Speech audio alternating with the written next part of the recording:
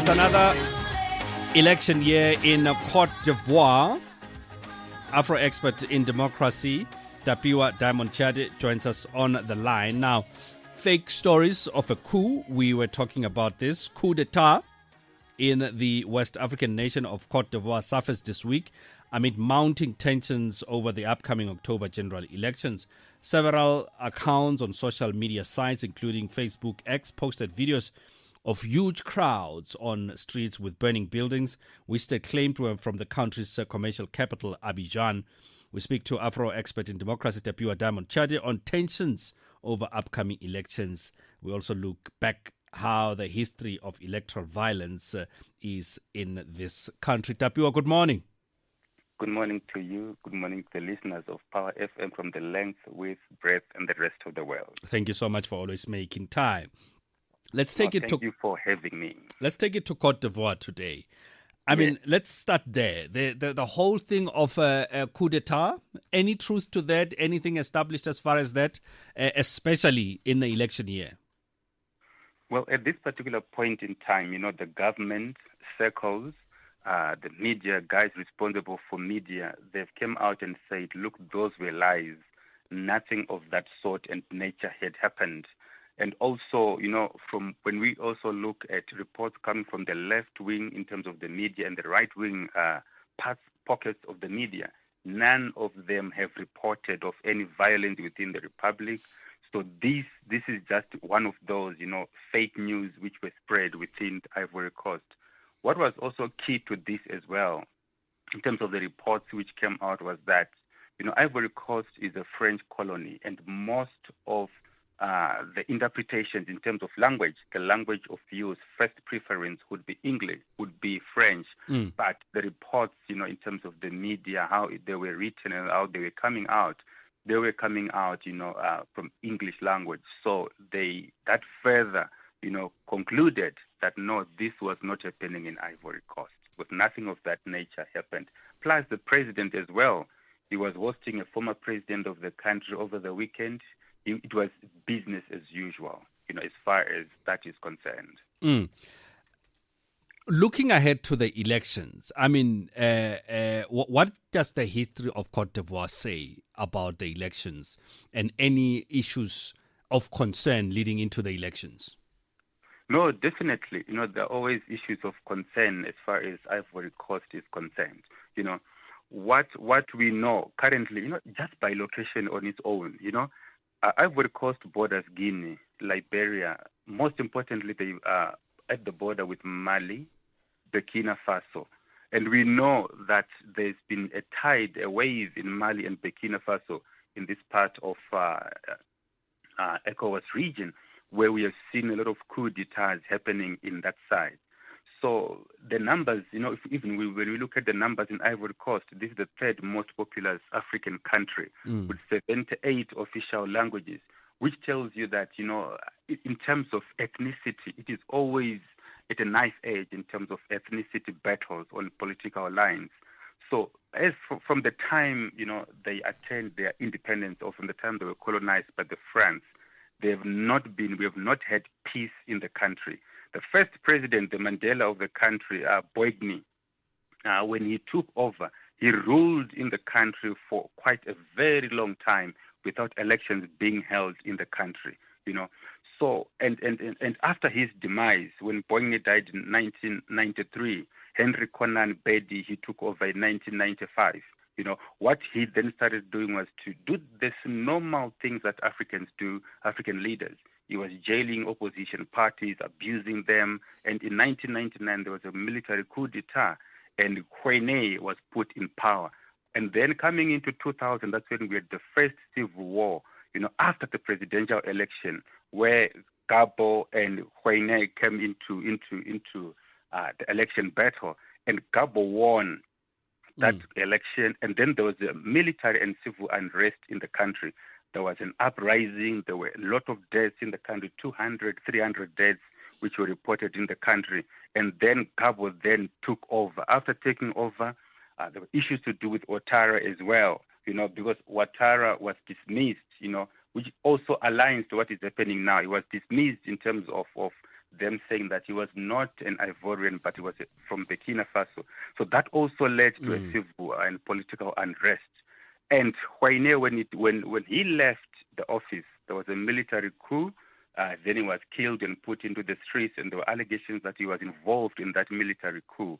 So this has always been a country where the leaders, there were military coups. But what is key and critical is that, in the second civil war or unrest for Ivory Coast was between when it happened in the elections in 2005, where Gabo lost, in 2010, where Gabo lost.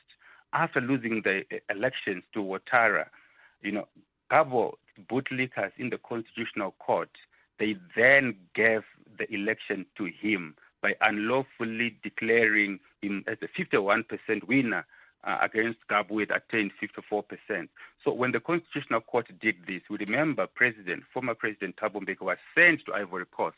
That was between 2010 and 2011, where hundreds were killed, and eventually Gabo was then pushed out, taken to the ICC by the United Nations and the French forces. He eventually got acquitted in 2016. But the issue of political violence, as far as elections are concerned, it is very, very, very serious in Ivory Coast. There's also been the issue of Tijani Thiam, who wanted to run, but his eligibility was ruled out by the courts. I mean, what does this say in terms of the opposition? And I would likely going to see, because there's questions now about how democratic these elections will be in October. Yeah. You see, when it comes to elections, bear in mind that Ouattara was dismissed, in the 2000 elections because they said he had links, with Burkina Faso. They said, no, you're from Burkina Faso. So where we sit now, Jan is facing the same issue, where the courts, they've already taken his name out, of the election ballot as a potential presidential candidate, primarily because they've said, look, he still has French ties. They're saying that he renounced his Ivorian citizenship in 1987 when he took over French citizenship, And the government is also saying at the time that he went to register himself as a candidate, he was still a French citizen, which is disputing. But what we are aware of is that he renounced his French citizenship recently, in 2025. So the government of the day has been pinning that to say, look, as far as we know, as far as the rules are concerned, given his French nationality, in accordance with Article 48 of the Ivorian National Code, they said, look, he was no longer an Ivorian at the time when he registered on the electoral roll. So the government, through the courts are saying he is not even eligible to vote at this particular point in time. But what we are aware of is that these are the very same issues that the current president, who is running on his third term, faced at some point when he was not eligible because of the Burkina Faso roots that he had. So at this particular point in time, we know that the current president, in his second term, there was an adjustment in terms of the constitution where the opposition party said he's not eligible. But through a constitutional amendment, he was then given a third term. And at this particular point in time, we know there's been talks and discussions of him even further getting a fourth term. So that also has been said. So that also increases the tension within, within the country, and also juxtaposed to what we have seen happening to Jan Thiam at this particular point in time in terms of his eligibility to stand in the election. So who are the main candidates that look like they will challenge? Or are we likely going to see a fourth term again? So at this particular point in time, the opposition party, the biggest opposition party, it was being led by the charismatic Jane. That is the only person who was credible as far as the opposition is concerned. And obviously, from the government side, already there's been strong indications that, the president might have a fourth term. Obviously, he as the person in power, he has not made direct comments to that, but there's serious indications that come 30 June, end of June, when the names of those who are going to be on the ballot paper are going to be announced, there is a chance at this particular point in time, 50% chance that he might come back again. But the opposition without Janet Yam at this particular point in time, they won't stand a chance of dislodging the current president who is in power. Obviously, we know that he has done good things in the country as far as, the political aspect of it. He has made sure that the economy is good. He has made sure that there is peace within the community of Ivory Coast. He welcomed Ouattara back into the country, after he was acquitted. He has made sure that there's no ethnic sentiments within the country. So he has done something in the world's biggest cocoa producer in the world, But, rules being rules, going for a fourth term, it was difficult for him to go through a third term, and pushing his luck for a fourth term, there is a chance. But obviously we know that there will be bloodshed in Ivory Coast if ever that were to happen. And finally, what are the people saying? What does it look like? Are we likely going to have more of the same or a possible change in Côte d'Ivoire?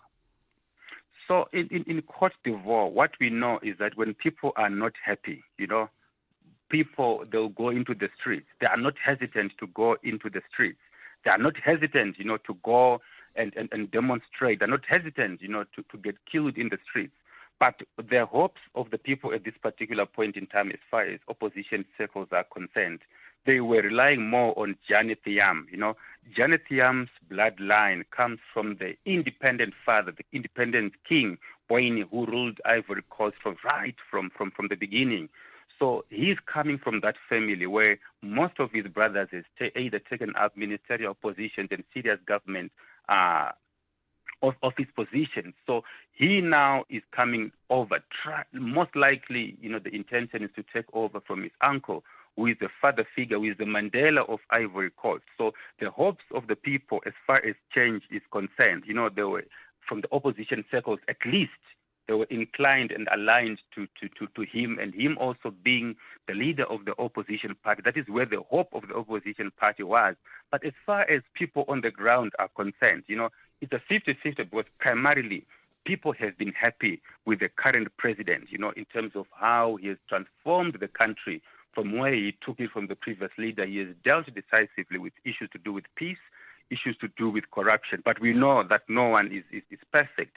He has got his shortcomings, but he has managed to do wonderful and amazing things in Ivory Coast.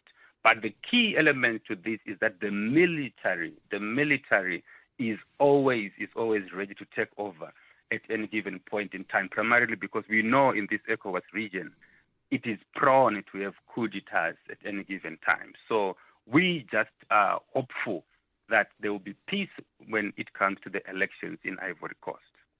We're going to have to leave it there, but thank you so much, as always, for making time. Appreciate your time and your insight. Thank you for having me. Asante sana.